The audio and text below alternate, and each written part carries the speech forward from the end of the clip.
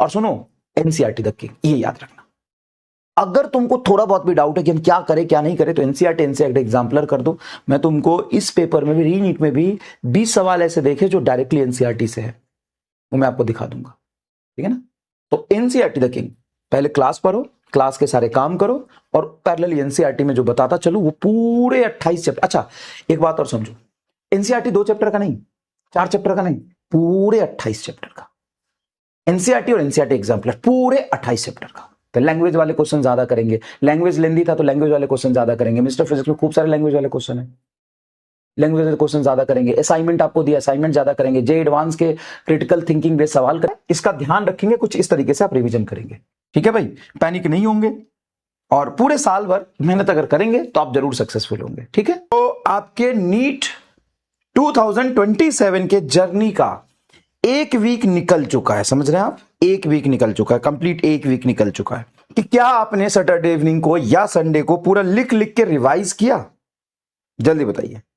आपको मैंने ये बोला था कि लंबे समय तक चीजें आपके दिमाग में तभी रहेगी, और आपके दिमाग में कंसेप्चुअल एनालिसिस ज्यादा तभी बैठेगा जब आप चीजों को खुद लिखोगे, बिना किसी नोट्स की मदद के, बिना किसी, जितने लोगों ने किया है थम्स अप कर दीजिए, जितने लोगों ने नहीं किया थम्स डाउन कर दीजिए, डाउन करिएगा, ठीक है।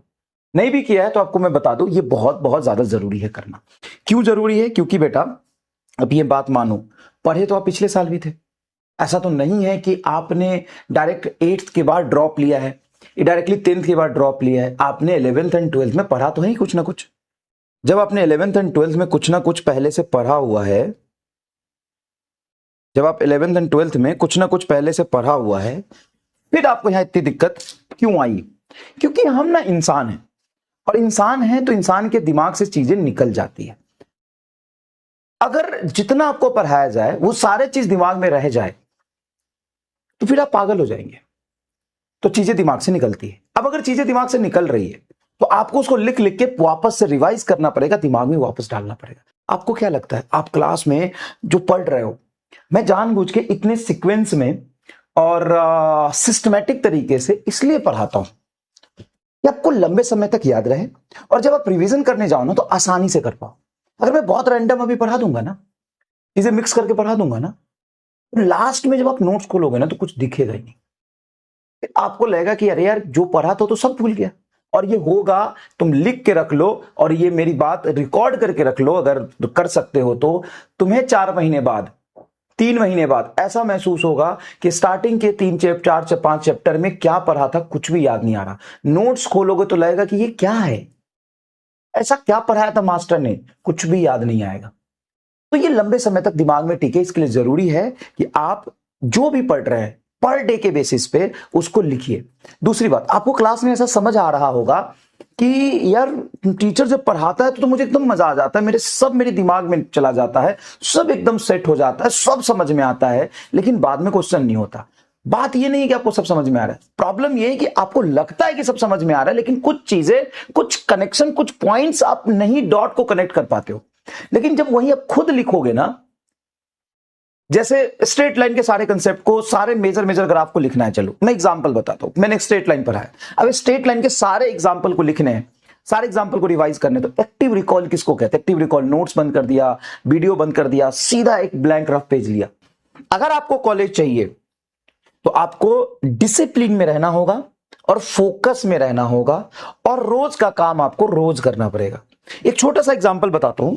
कई बार क्या होता है ना, बच्चा कहता है ठीक है सर कर लेंगे, आज नहीं किया सर कल 10 सवाल ज्यादा कर लेंगे, आज नहीं किया परसों में 20 सवाल ज्यादा कर लूंगा।